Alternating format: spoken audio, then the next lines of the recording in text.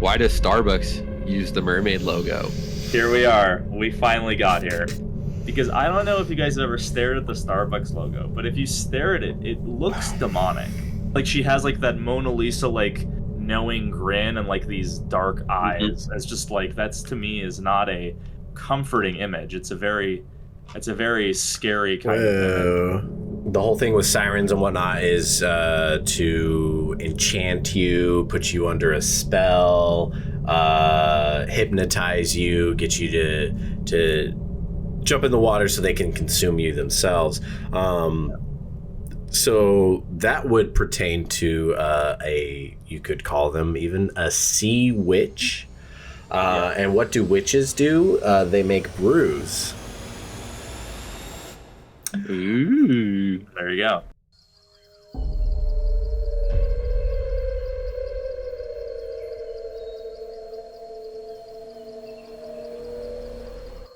Hello everyone and welcome to The Fictitious Dark, where we explore the line between the truth and the fictitious. I'm Josiah and I'm here with my co-hosts. I'm Rick. I'm Brandon. And today we are going to be discussing sirens and mermaids. Those that dwell within the sea. Woo! Bum, bum, bum. So what's the difference between a siren and a mermaid? I'm so glad you asked. So commonly nowadays people would believe that they are the same thing, but if you go back to their origin points, they are in fact not. Sirens in the original story of the Odyssey, written by Homer, like one of the two oldest pieces of literature we have, probably in the top like 5 of the oldest literature we have in complete form. So in the Odyssey, Odysseus goes on this long journey, and a part of it he encounters the sirens on his boat. Now, the sirens originally were described as being bird-like, so they would have the heads of people, women, and they would be bird-like, so they would fly around the ship rather than swim around the ship. And they would have that same kind of enchanting song, that luring song. But the sirens originally were portrayed as avian, and mermaids, selkies, different kind of sea-dwelling creatures, were different. But it's interesting, they're one of the earliest sources for sirens after that point. I think right around medieval, pre-medieval, it has an illustration that says, it basically has a descriptor about sirens and describes them as being bird-like, but then confusingly has 2 sets of illustrations where one is them as birds and one is them as half fish, and it offers no explanation. It just says that they are bird-like, but then the illustrations include both. So this might have been the start of how this was conflated. Maybe they had their own ideas, or it's not clear, but since it's a sea voyage in the Odyssey, perhaps that helped meld other cultures and other conceptions of the mer people with the sirens and what those represent. Yeah. One thing that popped in my head as far as okay, when did that change happen? Why did that change happen? Mm-hmm. The thought of okay, well, maybe look at stuff from a biblical kind of context.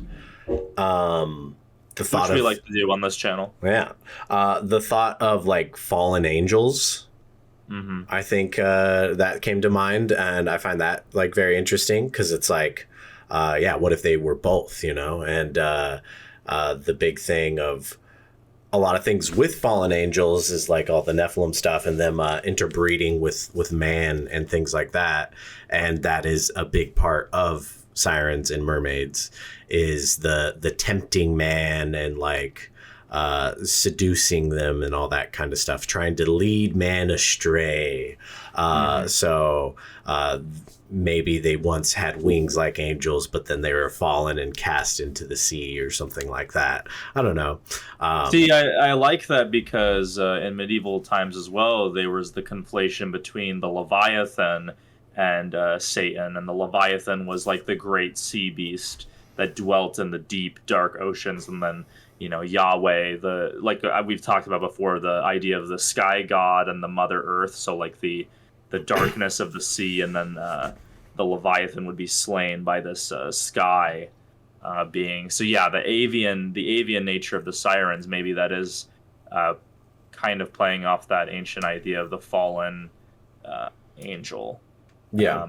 And so in our minds we cast them even further down into the sea, because the sea is like this dark encompassing thing. And so when a man is alone, he's on a ship, he hasn't seen a woman in a long time, he's looking over the edge and he's seeing things down there, and he's imagining these things, these dark things, because he has these desires that he is not able to let go of, or his wife, he hasn't seen his wife, or they're not going to reach port for months. Water's scarce, food's scarce. I think it didn't take long. It took less than 5 minutes to bring up the Nephilim. I thought that was going to take at least 20 minutes.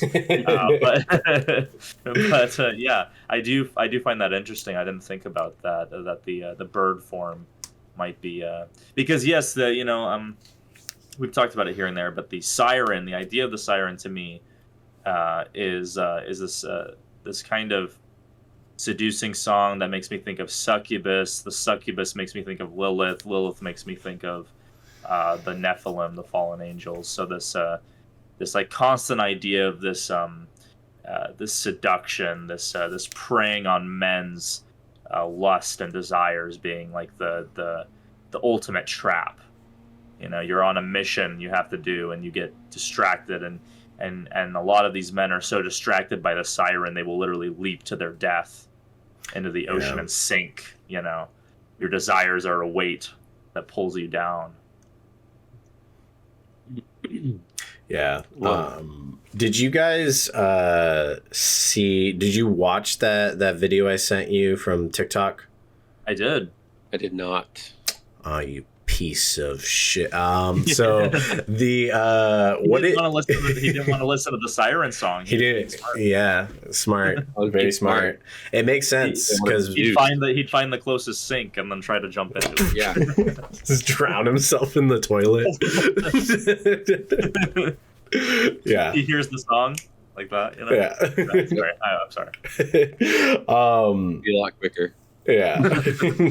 So what this video was this guy that was just a modern day fisherman that was on a boat in the middle of the night, and he's hearing things. He's showing video that you can see something out in the darkness of the ocean next to them moving along.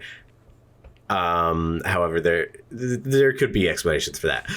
But he's he's putting the camera on himself. He's putting it out there. He's like, what is going on? And then you can hear what sounds kind of like whale noises in a way, but maybe add a little bit of a feminine twist to it. And then you hear what sounds like, what is it, like jump for me that they say or something like that. Yeah.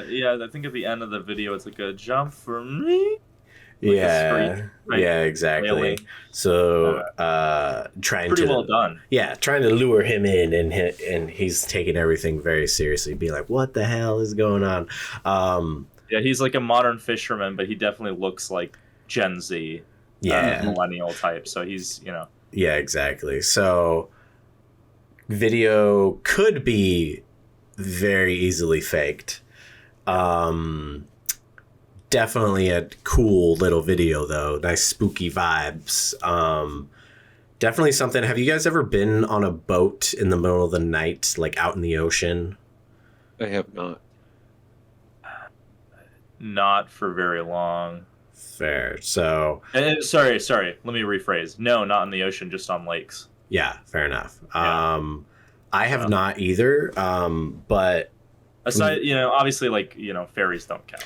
Yeah. But although I mean, you can still get a little bit of the vibe, but I know from stories I've heard from people that have been on cruises and different things where you're out in the ocean, just looking out into this pitch black void And it's probably one of the closest things you can think of as far as being out in space, you know, where it's just like there's no light.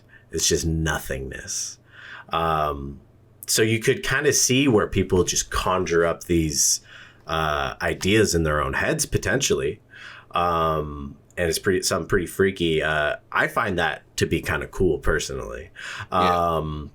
But as far as like the video goes, so he's showing off to the side, and so like literally like parallel to the boat, you're seeing like something dragging along, like just something making its own waves.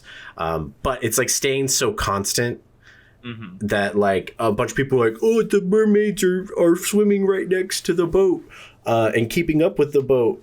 But I don't know exactly what it would be, but I would imagine that it seems like it's probably something that's part of the boat.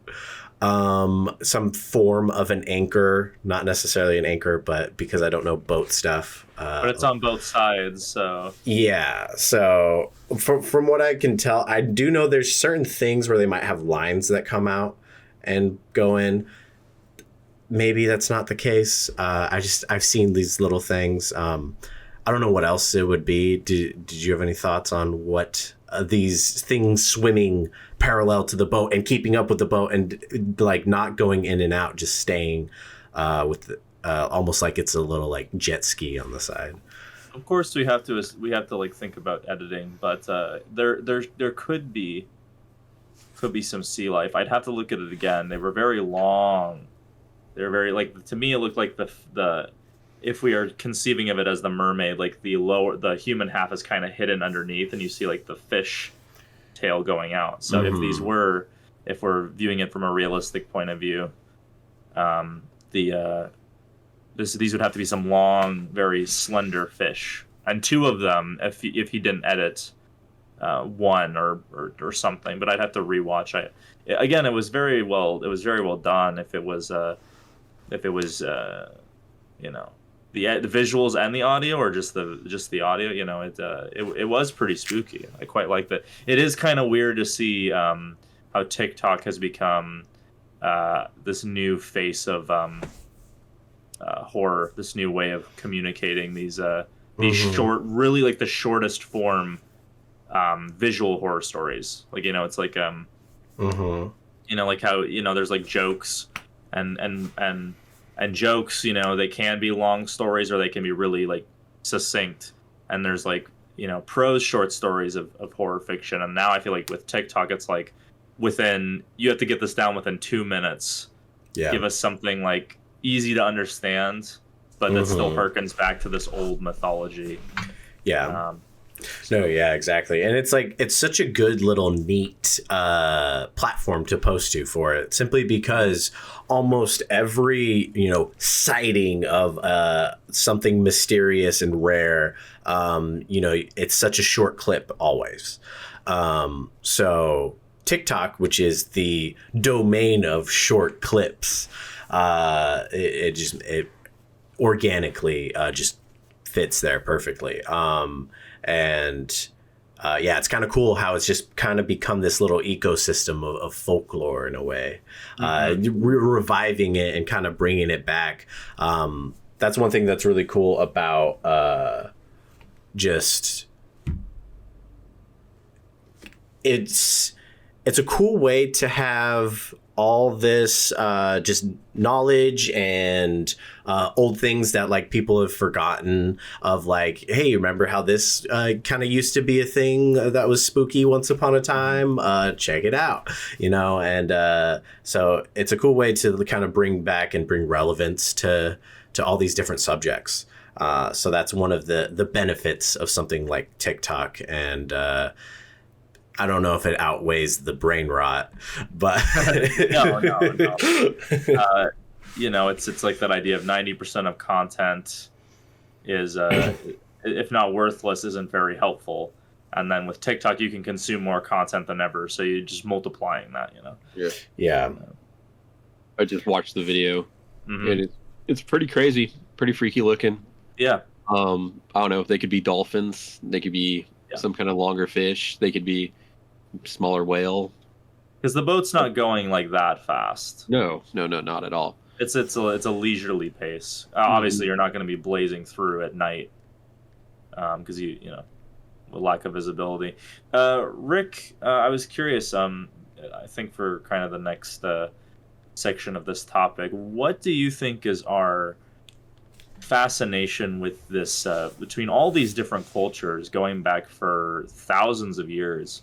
What is our obsession with this idea of the we've seen, obviously we know there's animal human mixtures, but it seems to me that the idea of the fish man, the fish woman, this is like almost a universal concept that all these cultures seem to find very compelling enough to attach all these stories and all these morals to. I don't know the reason why for fish, but the morals of the story, I feel like there is something psychologically that has been talked about. I know in the world, it's a phenomenon called the call of the void, where you could be driving down the road and there's a cliff there, and one of your thoughts is to drive straight off the cliff, veer off. Or there's a car coming, I want to, veer off and hit it. The light, the approaching light, yeah. That's a good, yeah. Or, what's another thing? Or you're standing at the top of a cliff and you're looking over the mountain, and you kind of just want to take that step off, but something stops you, Yeah. You run through your head what it would be like to be falling. Exactly. So I feel like, these sirens and mermaids, or things that, or possibly ways to explain something psychologically that we can't, explain. We don't know why we're jumping off, or why maybe the boat rammed straight into the cliff. We don't know why people, got torn to shreds on a boat and there's no sign of them, or why these people leapt off the boat. It's like all Brandon says, when you're like looking out in the void, your mind makes you want to do things. That doing with fish, I don't know. I didn't really get that far into research to think about it. All I read about is like how mermaids usually carry a comb and a mirror, and has something to do with vanity and the temptation. So I don't know if maybe back in old times there was some kind of like a folklore or mythology where there was some kind of like a beautiful god or something that was explained to add to that. I did not get too far into it. As far as I got, it was pretty much a lot of Greek mythology where Demeter, sent these sirens to go find Persephone after she was captured by Hades. And to get help, she gave them wings to go fly to find them. And I know that in the beginning they were confused a lot with harpies because they have the same style. Later I read, I can't remember what culture it was, that when the sirens, mermaids give their call, they're singing, if a man or who they're singing to ignores them and they don't kill them, the mermaids will end up drowning themselves. Interesting. And so I don't know. I can't remember exactly where it was from. I wish I did. No, it's literally like the ancient Greek version of begone thought. Yeah. Like it's like if you ignore them, then they leave. Yeah. They self-destruct. Yeah. But that's.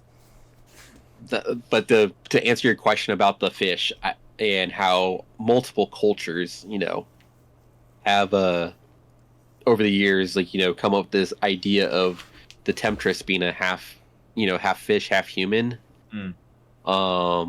Possibly it has to do with not understanding the ocean and the water. Some place that we can't really tread too far on our own. we have to have guided assistance with like, ships, subs, other like, watercrafts, and we believe that that's where they, disappear to. That's like the only idea. That's the only thing I can think of. Well, I mean, you have to think, like, I mean, before we had certain technologies, we couldn't go that far below the waves. Like it was literally physically impossible. So like it was easy to imagine this kingdom that you would sink down to or be dragged down to by all these weird creatures that we don't understand. The Kraken, for example, we've talked about that. I do find it interesting. You were talking real quick. I want to hit on this, but the Call of the Void idea. It's almost as if we have this idea that we can't explain, and it's a very unnerving idea that deep in our souls we have this desire to discover what is in the unknown, to grasp it, to have knowledge of it. And in a way, it's almost like this kind of. It's almost like we are sexualizing it because it's this deep. It's this forbidden kind of sexuality, this like death mixed with sexuality. The siren song being death, but it's also like desirable, and so it's this primal like almost fascination with what with the embrace of death of the Grim Reaper. And so maybe we're trying to like to sexualize it is almost to like rationalize this idea. Like it's like, well, death is coming to take me, and it's a beautiful woman and she's singing to me. That's the only that's why it's this inexplicable thing, No, I have a bunch of thoughts on that Call of the Void.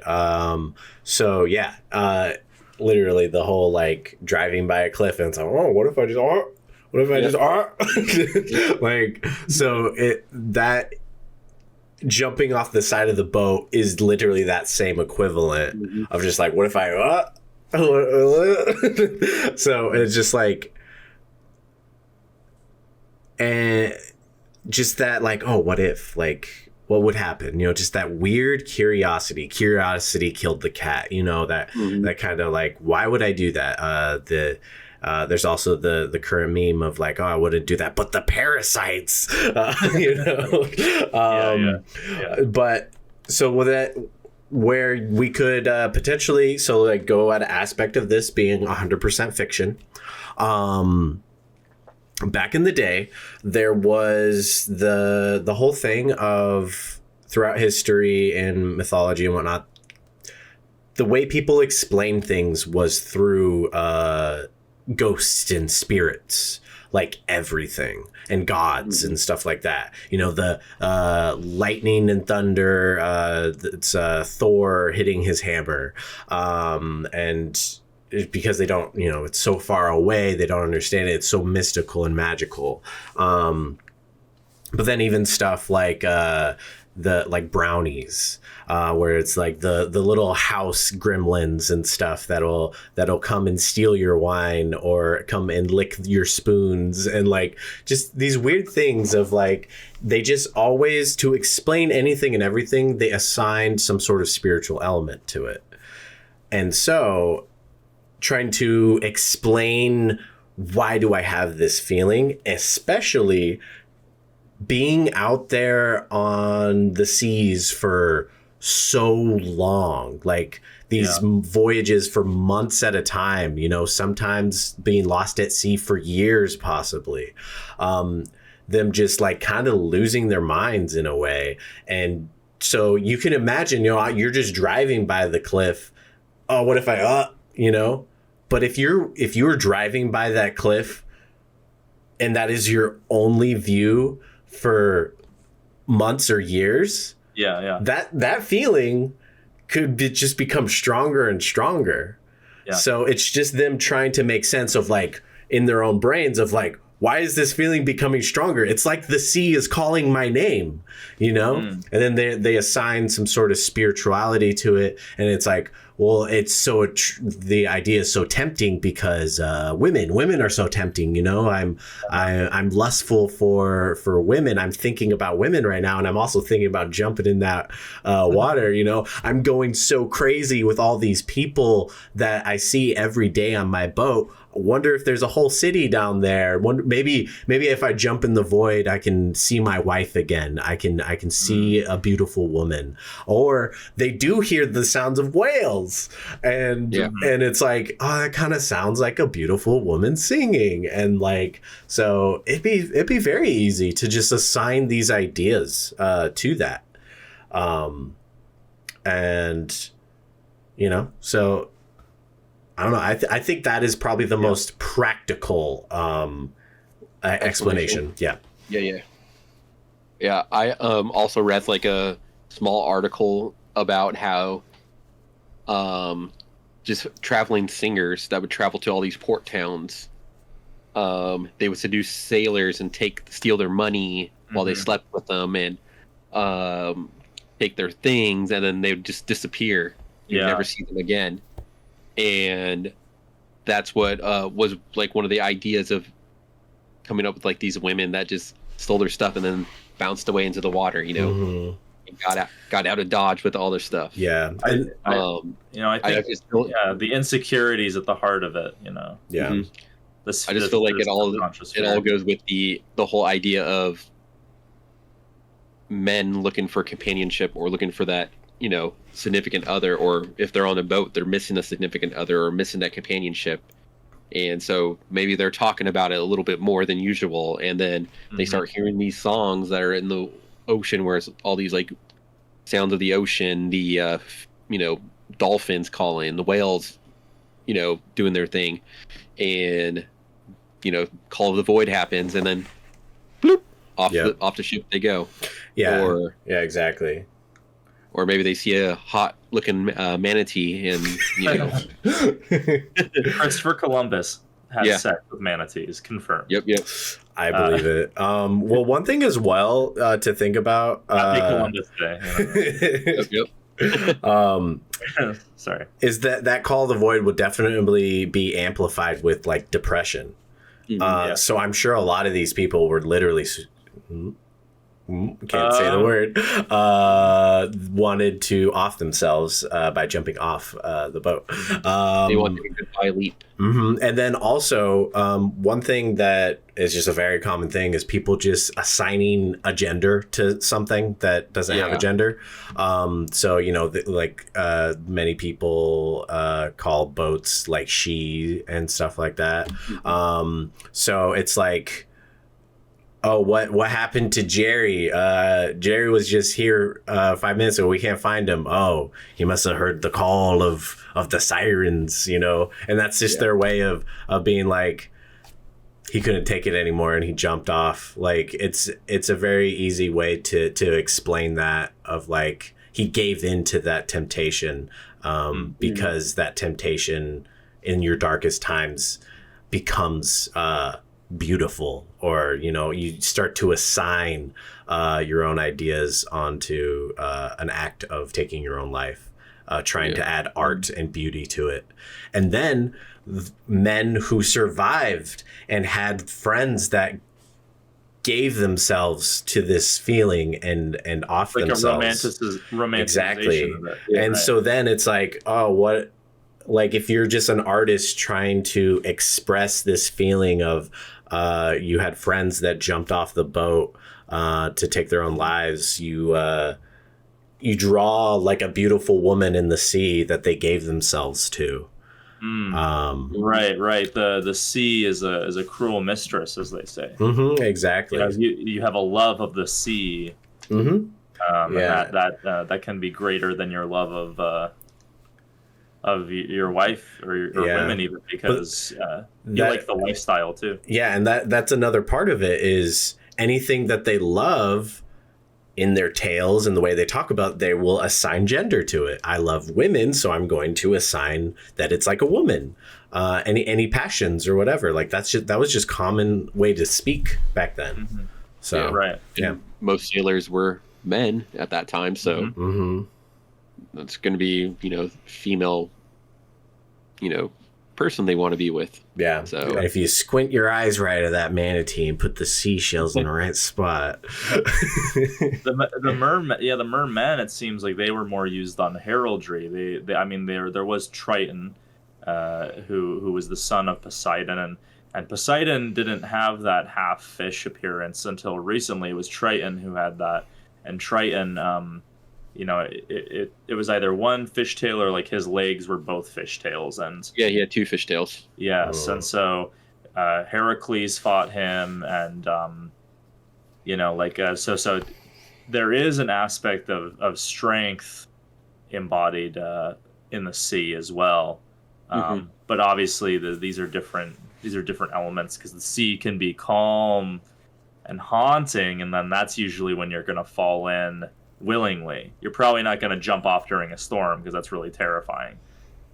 You're probably going to odds are it'll happen by accident, but you'll probably cling for life during a storm, and that could be the wrathful paternal figure. And then the calm sweetness of the dead straits. Like, remember, you would get lost at sea and there'd be no wind for like days, and so you're just floating there just slowly, and that to me is the calm, nurturing environment that would cause someone to willingly go in. So maybe that's that gentrification of the sea in that way. Especially when like the water's really calm, like as it hits the ship. Yeah.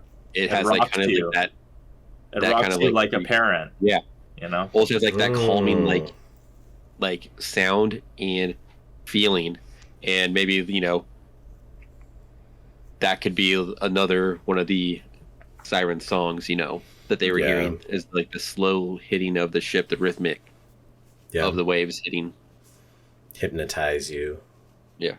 We usually bring up biblical stuff. I'm gonna go contrary to that right now and say there was a theory I saw that the whole mermaid idea is a subconscious thing of us realizing that we originally came from the sea. We were sea creatures that crawled on land.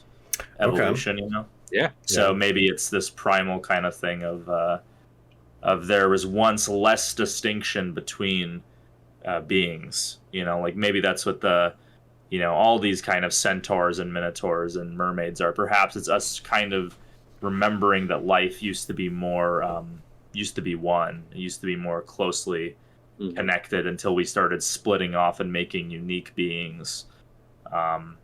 Perhaps that could be something to it as well. Yeah, I mean, because so the idea of evolution, what if there was literally I know that a lot of stuff is a linear path of time, but they have what if these different sections, I don't know what to call it, environments and whatnot, that there was evolution that happened at the same time. So the evolved from monkeys, and I know the whole from water and then monkeys and then all that, but so if there was there's the ones that went to the monkeys then went on land, but then there was the section of people that stayed in the water and then evolved and became mermaids or whatever, right? And this would kind of be an example of with what you said, like the minotaurs and all the different types of animal humanoid things, and maybe this is an explanation to all the different cryptids, Mothman and all these different ones. So here's the thing is that I do not claim to be a scientist or an expert at science. I was okay at in school. But from what I understand, this idea of linear evolution is not the case, because it couldn't be the case, because evolution's whole concept is that you adapt depending on changes to the environment or changes that give you an advantage. Therefore, what's to say there weren't divergent paths of evolution? We already know that there were the Cro-Magnons, the Homo sapiens. There were offshoots of these paths, if you believe these things. Yeah. There were offshoots that then one side either bred out or murdered or both, or they had better physiology. So who's to say in that pathway as the maybe we did have brethren who did have advantages that made more sense to stay in the sea. It didn't make sense to go on land. Like, it was just that one offshoot race that became us. So I mean, maybe maybe this mixing of animals and humans is because we, again, like I was saying, it's like we kind of know that there might have been offshoot pathways, or like that idea we talked about with Bigfoot, where it was, what if Bigfoot is literally phasing in from another dimension and we're seeing this alternate version of us that went a different way. Yeah, maybe. Here's another batshit theory for you. Going off of that concept, what if the Bermuda Triangle isn't messed up because it's a location? It's just because that's where a large amount of sirens phase into our reality and then lure people. That's where all the portals are. Yeah, that's where the portals are. Yeah, it's like Pacific Rim, but they're sexier. Ooh, sexy kaiju. Man, Godzilla got them cheeks. Well, I have a quick question for you guys both. Mm-hmm. We're gonna come a little bit more modern with this question here. The government. That might be an Area 51. So we see sirens and mermaids as pretty much seductresses and temptationists. Why does Starbucks use the mermaid logo? Here we are. We finally got here. This is what I was waiting for. Bum, bum, bum. This is exactly what I was waiting for, because I have recently become, maybe not obsessed, but I've been very fascinated by the Starbucks logo. Because I don't know if you guys have ever stared at the Starbucks logo, but if you stare at it, it looks demonic. Oh yeah. Like, it doesn't look good. Like, the new one or the older one? The current one. Let's check this out. The current one, like, the eyes are like slits and they're like dark. They're vacuous. Like, the way when I look at the current logo, it looks demonic to me. I can see that. Like, it just, like, she has like that Mona Lisa like knowing grin and like these dark eyes. Mm-hmm. It's just like, that's, to me, is not a comforting image. It's a very scary kind of image. Yeah. Like imagine seeing that, like, peering out of the ocean at you. That would scare me, like, out of my socks. And with almost like I don't know if it's her fins or something. It almost looks like she's like trying to like tell you. The full image is her spreading her fish legs. Yeah. But it's cropped, so you're literally looking at this seductive, demonic, Lilithian entity on the Starbucks logo. The longer you look at it, the like creepier it gets. Yeah, that's what I'm saying. Is like, on a glance, it's like, oh, that's really sleek. That's like a cool logo. But if you really like stare at it and like just think about it, like, to me, it doesn't carry a benevolent energy. It carries a malevolent energy. Why? I was gonna say, why for coffee, something that we associate with land, produce, growth, why have a mermaid logo? I mean, did Starbucks originate in Seattle? Yeah. So it's a port town. So that would make sense. Yeah. Is this the original logo? Oh. Is like where she's kind of chubby and you actually see the yiddies and yes. Yeah. I'm telling you. Okay, Baba Yaga of the Sea much? Yeah, I'm telling you, like, and the thing is the logo, when I look on like the Wikipedia, what I'm saying does come across, but for some reason, I don't know what it is, but when I'm looking at the cup, it seems more, maybe it's like an illusion how they print it sometimes. But yeah, the logo to me does not seem like she's smiling, but it doesn't necessarily, because of the eyes, I can't see her true emotions because I'm not seeing her eyes. Yeah. And when you can't see someone's eyes, the smile can mean different things. Yeah. So I'm just saying.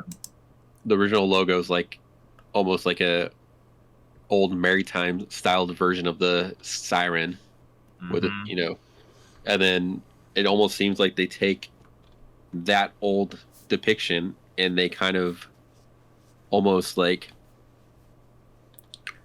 make it almost non-human. We can't like really recognize it, you know? Yeah. They take away like most of the human features of what the normal logo have and kind of like make it this like weird like idea, like what you say, it's like almost like demonic. Yes, because the reason it's weird is obviously we all know that the older logo wouldn't fly in a more commercialized society because you have kids now going to buy coffee because that's, you know, our kids are drinking coffee at younger ages. But so obviously there's a content idea behind that. But to me, it also seems like they're obscuring the meaning of what it is. A lot of people don't even realize that it's a mermaid. They just think it's like a woman. So to me, I'm not trying to like, this is a lot of, you know, obviously I am having fun, but sincerely, like I think if you look at the logo, it does carry those like traditions of like the old, these illustrations of these dark forces. You know what's kind of funny to think about is, if anything, this lady, if you're gonna go, you know, the Little Mermaid, she kind of looks like Ursula. Yeah. But like with two fins instead of tentacles. Mm-hmm. Mm-hmm. So that's interesting. Yeah. Yeah, and you know, Starbucks is a port town, so you know, obviously, like the thing is that's culturally theirs. So they just took the logo from, you know, needing to get coffee to sailors and all that. But you could also view it as almost like a channeling of the seductive forces of the sea to create a highly addictive product. Yeah, you know, a lot of it gets brought in on boats. I mean, okay, so that's all I'm saying. If we get into this, so the whole thing with sirens and whatnot is to enchant you, put you under a spell, hypnotize you, get you to jump in the water so they can consume you themselves. So that would pertain to you could call them even a sea witch. And what do witches do? They make brews. Ooh, there you go. So that little like coffee elixir is your little and it's brew. Funny you mentioned that, because if I'm not mistaken, give me just a moment. I believe that in the folklore of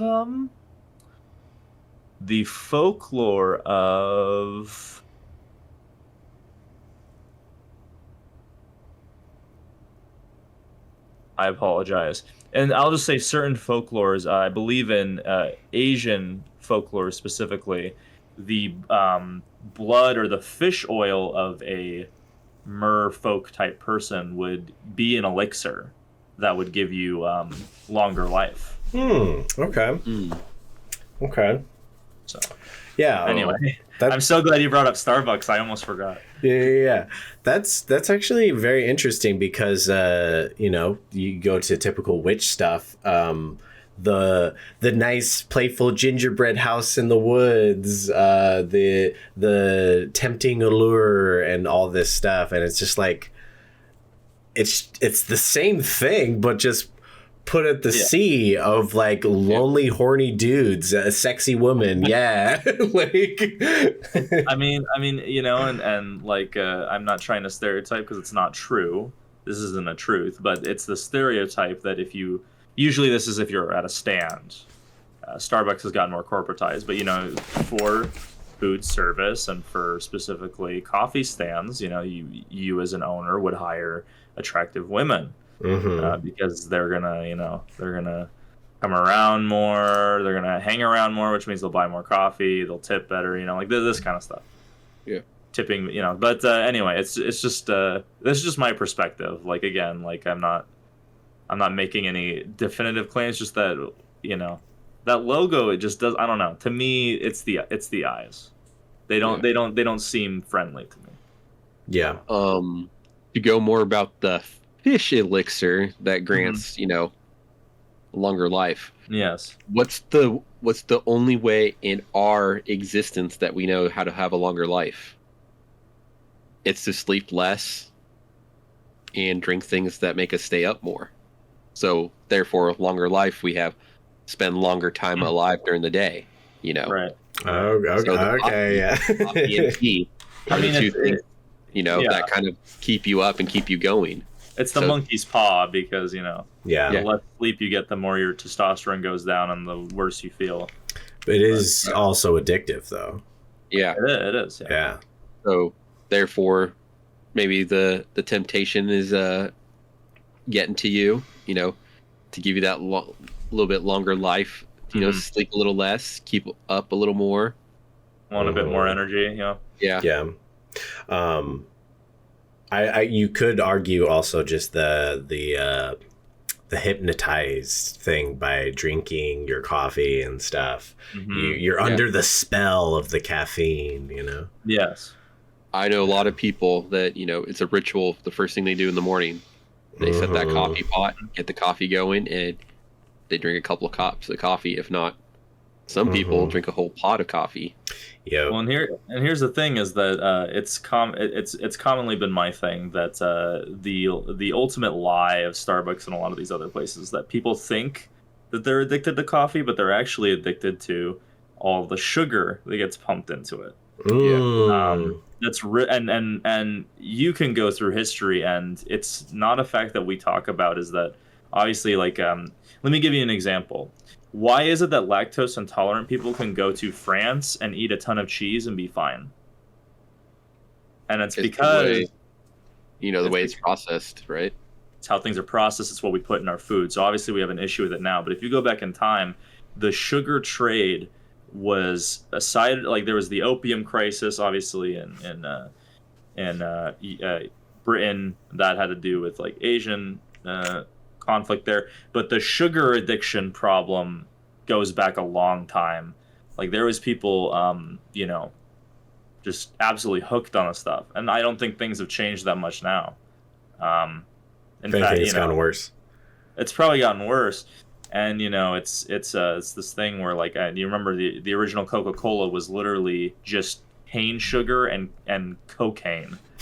So it was literally like one of the most addictive drinks. Like alcohol is safer for you addiction wise than original Coca-Cola. So pick me up. yeah, so it's part of you can view this as like the modern day siren, as these addictive substances that cause you to make risky decisions for the high. Was Starbucks the first like big corporation that started having like all those like flavored espressos and flavored cappuccinos and frappuccino things? Were they the ones that started peddling those out in a big way? Big way, yeah. Probably. I forget when Dutch Bros was founded, but that was in Portland. Or sorry, that's in Grants Pass. That's where that got founded. I actually went to the original Dutch Bros. You're a traitor. Hey, to be fair, Starbucks coffee. What, Brandon? To be fair, Starbucks kind of sucks. Oh, we're about to get canceled. It's burnt coffee. Like, come on. I've had so much better. It says that Starbucks was only founded in 1971. So like that can't be true as far as like the sugary coffee drinks and that kind of stuff. Yeah. Dutch Bros. Let's look that up. Dutch Bros. 92. So yeah, Starbucks beat them. That's for sure. Yeah. Well, I think if you're looking for the idea of fast food coffee, it's pretty much it's a good point. Would just focus on coffee, because there was places that would get you coffee, like Dunkin' Donuts and stuff. But like lattes and espressos and cappuccinos. Probably started with like diners based off like those are European, like Italian. Yeah, but good point, I was talking about the whole like sugar drinks, like you're saying, the fast food drinks. Yeah. I wonder if Starbucks was the first big place that started pushing those out. I mean, because there's also the question of who was the first one to start putting sugar in like burgers. Was it McDonald's? stuff that that doesn't need sugar at all, but yet they put it in there. Well, we know that McDonald's has a different formula for their Coca-Cola. They put in something else. They put in something extra. We don't know what it is. Yeah, real Coke probably. Maybe it's the sweet nectar of the sirens or something. Yes. I think I'm one in the minority though when it comes to I don't like McDonald's Coke. I'd rather have a. Whoa! Yeah. What about the McDonald's Sprite? Because that's also a meme. Nah, I'm good. Damn. Okay. But their Dr. Pepper is pretty good. So yeah, there's a lot. That's the interesting thing is there's a lot of things to be drawn from these ideas again, and something that always fascinates me is in these sorts of situations with these companies, do they even realize the connections there? They must. I mean, if their logo is a siren, a mermaid, they must understand the connotations. Like, how do they not? I mean, I'm sure. Yeah, I'm sure like a lot of them just rationalize it is like the Porktown thing. They're like, yeah, it's mermaids and whatever, But it is interesting to me when that happens, like when companies choose names or choose logos. Like, obviously, I think he has thought of this, but Elon choosing Tesla, like obviously he understands the connotations he's making and the connection to the man himself. So like whenever a company does these things, especially with logos, because logos in a way are almost like runes, sigils. They mean something. They represent something. It's an identity. So like when you choose something that has meaning and has these connotations to the past, like who's aware of it, who isn't aware of it, that's just something that tickles me. And that's the thing. That was the main thing I wanted to get on with the logo is like, I'm sure I'm one of the only people on the planet who views it this way, but I genuinely like took time of just staring at it for like 10 minutes straight. They must have thought I was crazy. Yeah. I was in a Starbucks in Edmonds and I was just staring at it. Okay, so here's another layer to it. Maybe the idea of logos being runes and symbols and stuff like that. Go ahead. Real quick, the word logo, I believe, comes from the Greek logos, which means divine truth. Interesting. So yeah, I mean, I guess that makes sense as far as like, what is your divine truth? Here's the logo. That's actually a really good point. That is Starbucks telling you that they're up to no good. It is in your face. They're telling you, they're ensnaring you. They're literally telling you right to your face. You don't. But because you look at it and just rationalize as it's just a logo, it just doesn't matter. Right? Yeah. Who cares? Telling you to your face that you're under our spell. That's ooh. Yeah. And that's and I'm not trying to get over dramatic, but that's a lot of things that certain satanic or demonic things do. Is they'll literally tell you that they're no good. Like they're not hiding it. It's They can't help it. Well, so here's another thing that gets into the demonic and everything. So symbolism and different runes, stuff like that, usually used in spells, used in rituals, and the reason for that is portals, because you're opening up a doorway to a different dimension, realm, spirit world, underworld, hell, whatever the intention is, or what the belief is. Every belief has some sort of portal and doorways and stuff like that. And I recall hearing a theory of someone talking about that every book is a portal in a sense, because you are opening up that energy and inviting it. And so that's why like people will talk about like the Bible being like important, and like people will literally have the Bible next to their bed to keep them safe, because it's like the very like just having that physical thing brings good like juju or whatever. It is like the positive energy. And so the idea of take that of portals, put it on logos, it's them opening up a portal of like, you know, whatever it is. So Starbucks could be having their portal of their siren portal that is opening up the doorway to the enchantment and the you know, malevolent spirits or whatever that are involved in that sort of thing. So I don't know. It's a thought. I think the idea, what you're saying, is the idea of a especially of books. Like I am obsessed with the idea of you know, art. Like it can almost be a spell. You're almost casting a spell to like guide an audience to the inner parts of yourself without, in a way that doesn't require you to transmit your entire life to them. Yeah. You're like guiding them to like this. You have an idea, you have a story, you have a message, you have like yourself, and you're hopefully what you're doing is you're trying to divine some truth about life or about your experiences. And so with a book especially, though, and it's why reading is so important, is that you have to go the extra step to create the images in your head.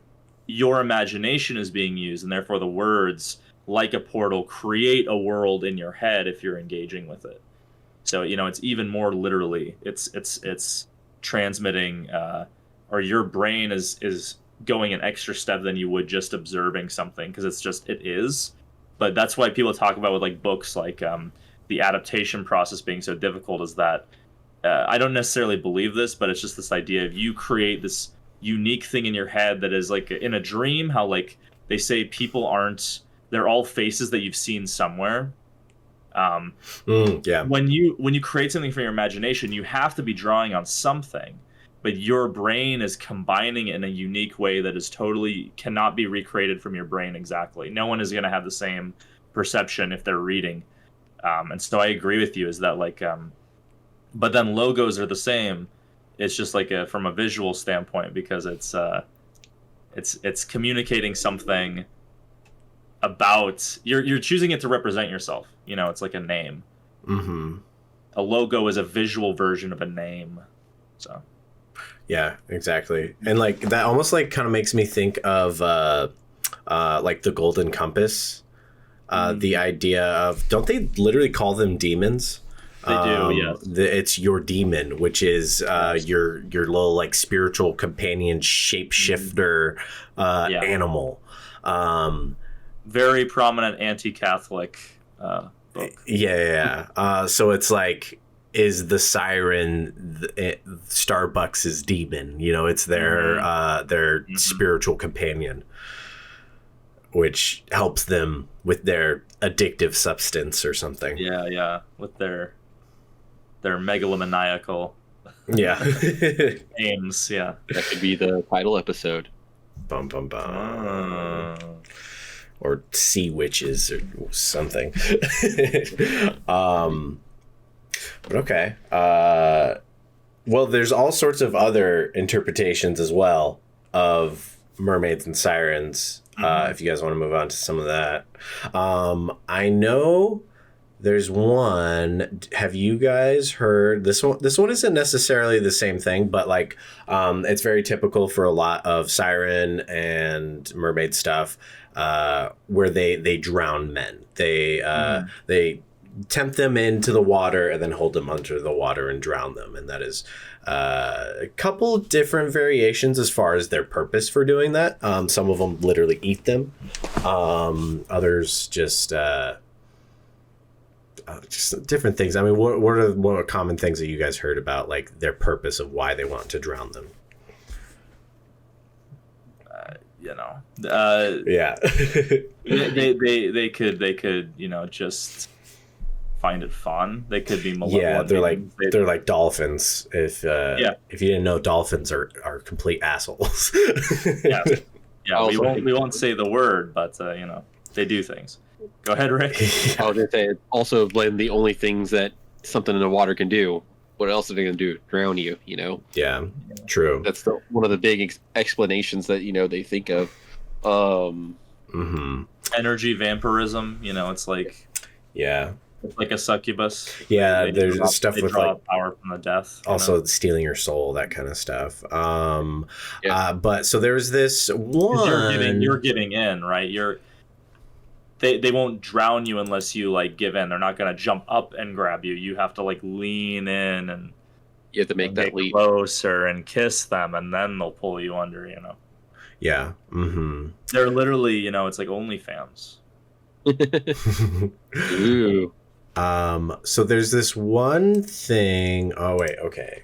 You brought up OnlyFans, so we gotta. I was waiting for the right moment. The sirens of the internet, Yeah. the waves of the internet. Okay, and they want to suck you in to drain your bank account and your probably your soul in the process, if we're being honest. Well, that's what some were known as, in those small little port towns. Mm-hmm. Little prostitutes that would sing and steal your money. Yeah, literally. Because then they disappear. They stole your money and they disappear. I paid you $50 for that special personal message, and then you deleted it a couple days later. What? Just disappeared. Bye money. Yeah. I should have saved it. I knew I should have. Exactly. And in the same way, we see a lot of discourse online. It's huge right now.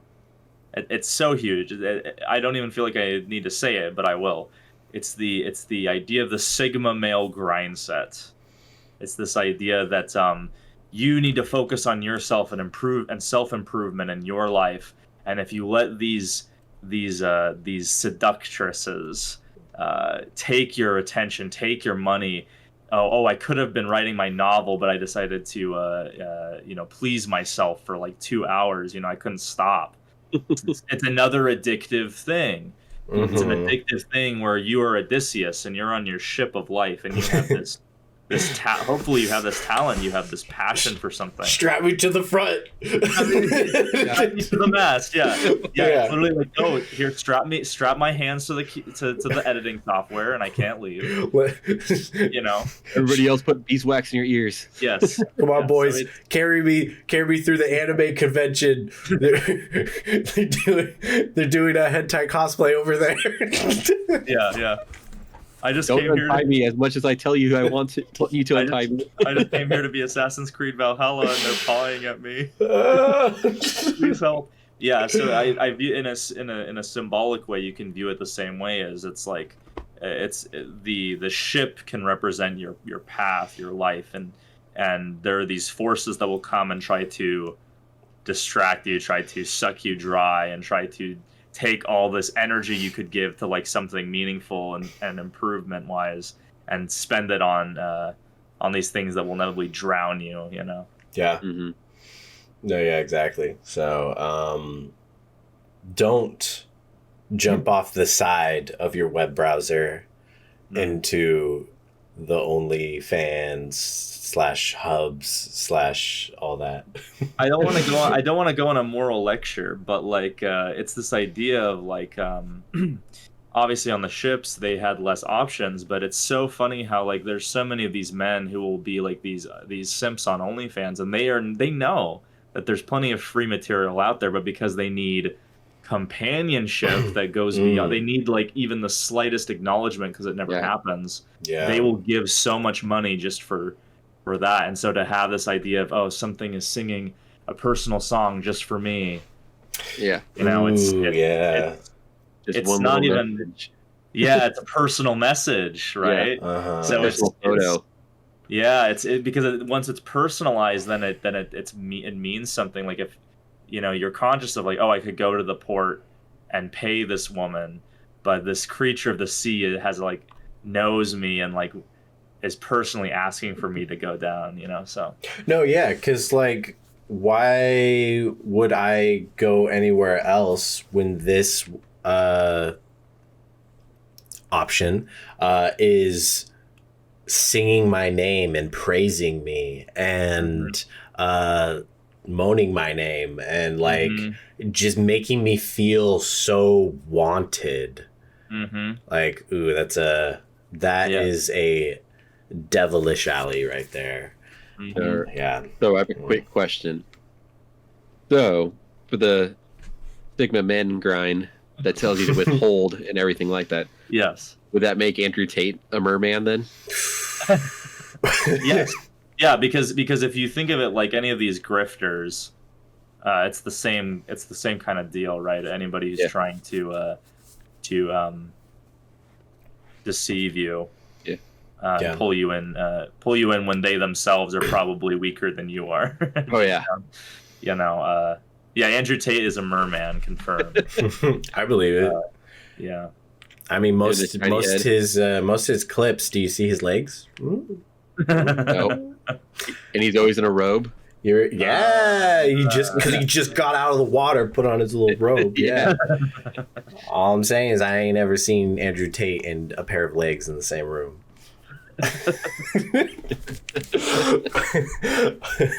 Oh man. Okay, so there's this other mermaid-esque thing that I found. It is a Slavic folklore thing called the Rusalka, or Rusalki, potentially. Have you guys ever heard of that one? No. It's Slavic, Polish, all this sort of stuff. So the idea of what these ones are is they're benevolent spirits that they congregate in bodies of water. There's all sorts of different things around it. Sometimes it talks about that they were congregated in the bodies of water because they themselves were drowned or something like that. But usually, so what it is spirits of women that were abused or even murdered by their husbands, and just like swept to the side. Some form of abuse is the best way to put it, because there's all sorts of different stuff that it talks about.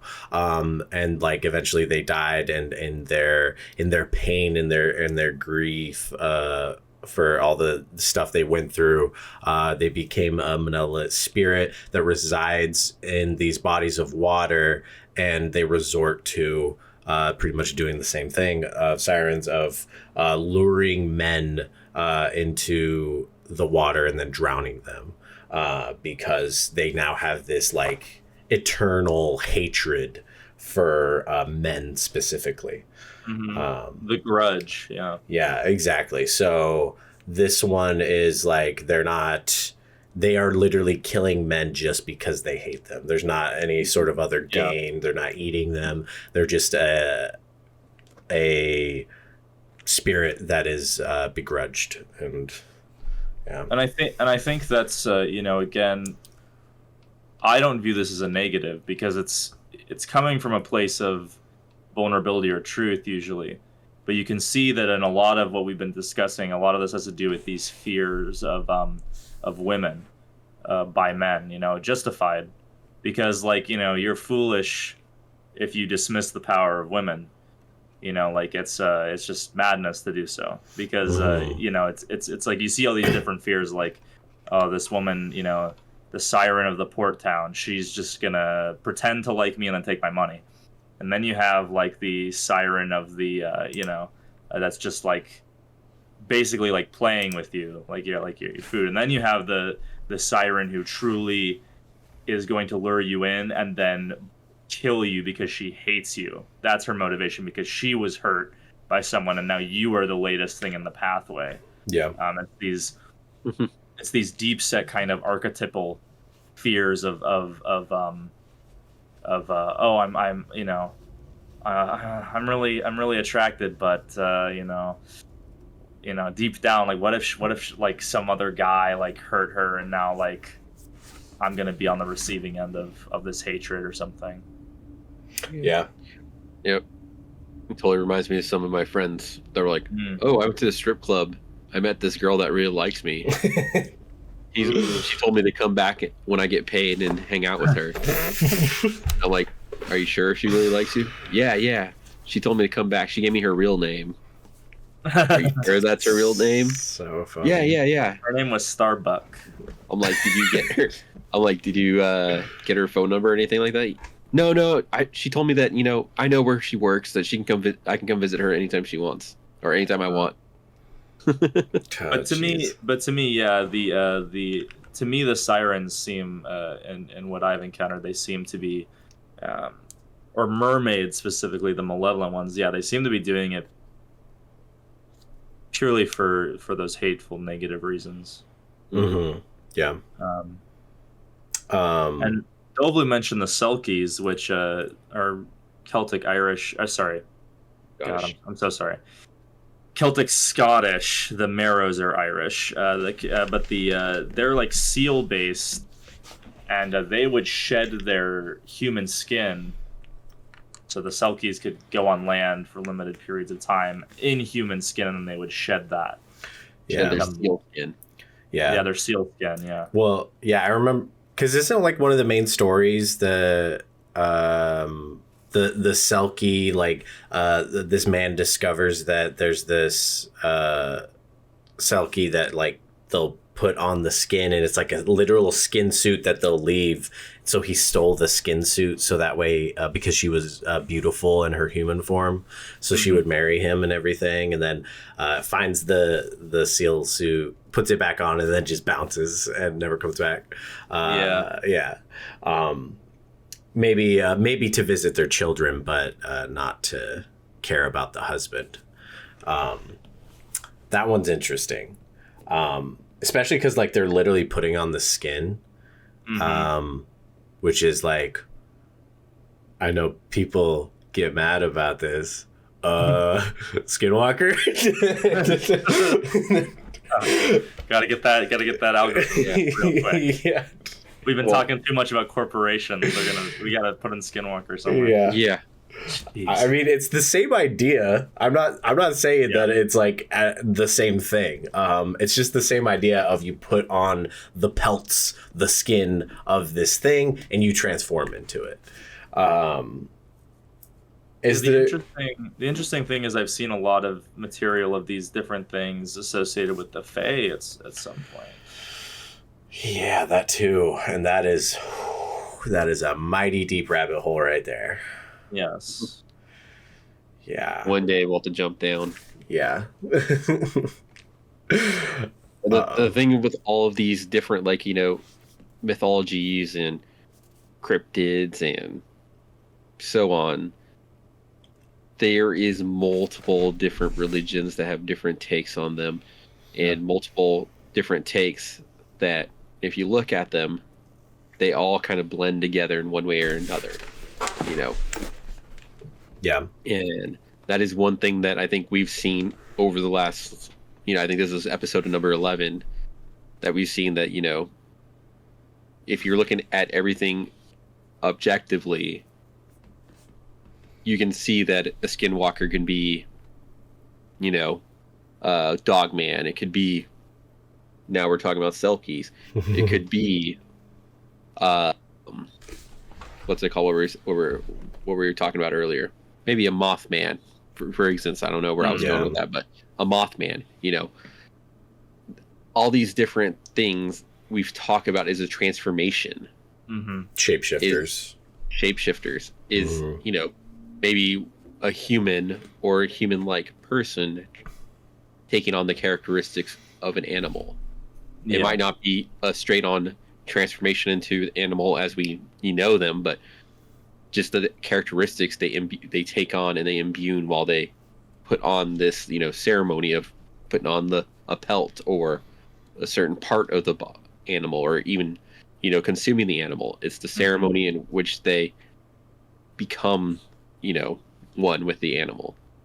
And I think that these are like some of the little traits that we get confused, like maybe like the whole mermaid thing is like since the little prostitute got away, maybe she's slithery like a fish, and or maybe she there's little things like that. Is like we look at everything too straightforward, whereas if we looked at it objectively, we'd be able to see how all these different stories kind of line up with each other, how they're all just stories of us wanting to be imbued with these powers that each animal maybe give. I think there's this thing that we've somewhat discussed in the past on that topic, is this idea that we have this conception that people didn't understand, that they applied everything literally. And they had so here's the thing, is that these stories survive because, literal or not, there is wisdom in them. Right? The only reason stories survive for long periods of time is because they have wisdom. Whether you take it literally or not, you can't just say that they didn't understand that there was wisdom. And if you gain wisdom from something, does it really matter if, like, there literally was a half woman, half fish? Or was it all a metaphor? Like, if you gain some kind of wisdom by understanding the symbolism of, yes, like you're saying, someone's slippery, they're going to be like a snake, like a fish.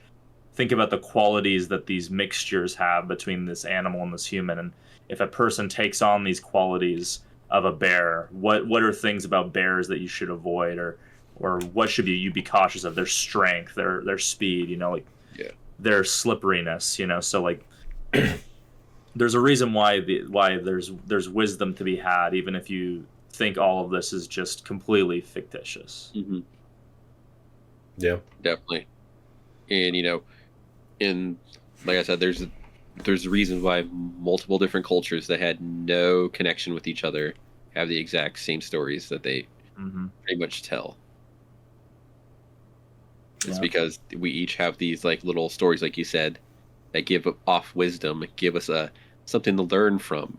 And these are the stories that have been passed down that, each generation has learned from more and more throughout history of life. Yeah. So what's the bit of wisdom and story that we need to learn from mermaids or sirens? Temptation. I think at the core it's just is temptation is one of the most challenging trials you will face. Also, just like strong will, the power of will, because that is a little bit more broad, where it's the will to resist temptation, but also to stick with the boat you're on, and have faith that it will get better, that you're not going to be stranded out there forever. Don't jump off the side. Don't give in to the void, and that kind of stuff. Yeah. I just think about these. You have all these situations with these rich and powerful and successful people. They literally, people. You see all these times, like, people who literally have everything, or their life is so great, and obviously, like, the danger in life is the grass is always greener. So, like, people who we think have the perfect life think we have the perfect life, and that's the irony. But the danger is, you see these stories of these people who they literally have like a family, they're financially set up, they've accomplished their ambitions, but because they're tempted, they're bored, there's a lot of different factors. Someone comes in, wrecks the home. You have these people who you're almost conscious of this self-destruction, and you choose it, you want it. This is bad news. Like, logically, in your soul, you should know, I shouldn't be fooling around with this person. Like, this is not going to lead to anything good. And these people still do it. They still give in. They don't have the will to resist. It's a powerful thing, and it doesn't have to be a woman or a man. Like, it can be, again, what have we been talking about? Addictive substances. I mean, someone knows that having an addiction isn't good. Like, we all know this. Like, it's not something that's like surprising. Like, oh, I had no idea. We understand deep down that it's bad, but but these people still fall into it, and they have everything. They could be doing anything, but the addictive substance, the harmful behaviors, the destructive people in their lives, they almost long for it. They want to shake up their lives. They want to feel alive, and so they have to risk that void, that death. Yeah. I think it's almost like a sense of comfort, you know. Mm-hmm. You almost get too comfortable. Yeah. And you want something maybe a little bit dangerous, a little bit something that's a little different, and then you kind of like pick at it, pry at it a bit, and then when you finally get your chance at it, then it pulls you in, and you're unable to get away from it. Yes. Mm. And this is what the ancients are trying to tell us. That's what I'm saying. But the same thing can go with being too comfortable. You might never stay in that comfort zone, and you might never leave it. And, you know, you have that temptation of being too comforted, and you might never go for your goal in life. You might never finish writing that script or editing that film, or, you know, auditioning for that role that you really, really want. You know, you never get on the boat. Yeah, you never get on. Sometimes you got to sail with no destination. You just got to push forward. Yeah. I think we've all been there. I think human life, you know, as a whole, that's like one of our biggest pitfalls is being too comfortable. Mm-hmm. And one of my things is like when I'm most scared to do something, that means that I got to do it because I'm going to grow from it, you know? Yeah. Yeah, that's good words of wisdom right there, Rick. Well, I'm the old man of the group, so I'll pass them on. Yeah. Oh yeah, that's right. Yeah. All right. But, so I'm scared to take the leap into the water, so I'm gonna go ahead and do that. right. There's that hot manatee down in the lake. You know, I'm gonna jump in, check her out. Yeah. Again, even now, even with our advanced technology, we've explored, what is it? Only like 40% of the ocean. Yeah. I think it might be not like, less. It might be less. I'm literally like I'm highballing it. Let's just say 40. Yeah. I know it's a very small amount. We have no idea what's down there. No. You know, and we didn't even think. We thought the Kraken was a myth for a while, and then we found giant squids, and we realized, oh, that's probably what floated up to the surface. You really highballed it there, buddy. 5%. What? 5%. Okay. Yeah. It covers 70% of the Earth's surface. However, our exploration efforts have only scratched the surface. This different thing says 24.9% as of 2023 of the global sea floor has been mapped. Modern high resolution technology revealing fascinating. Okay, so that's not even going into it though. That is like scanners and radar and like technology type stuff. Yeah, but I'm sure they have cameras as well. So let's just say like 20%. Yeah. But still, I mean, like that's the thing is it's the repeated adage is that the Earth we're looking at space and it's like you haven't even like mapped what the planet consists of. This is what I mean when people are like, "There's no way something that like this exists." It's like okay. But we haven't even explored most of the planet. Yeah. Okay, so there's stuff that says, we've mapped 23%, but we've like been to like physically 5%. Sure, but it's so massive, it's impossible for us to do that, to physically go everywhere. Oh yeah, especially since modern submarines have only been around for like maybe the last like 80 years, 70 years. Yeah, good point. Yeah, so who knows what was in the ocean before that. That's all I'm saying is like species could have died out, new species could have been made down there. You know, we have no idea what is evolving. Certain things could be laying dormant, just waiting for the stars to align. Who knows? To rise from the oceans that have giant octopus heads and in those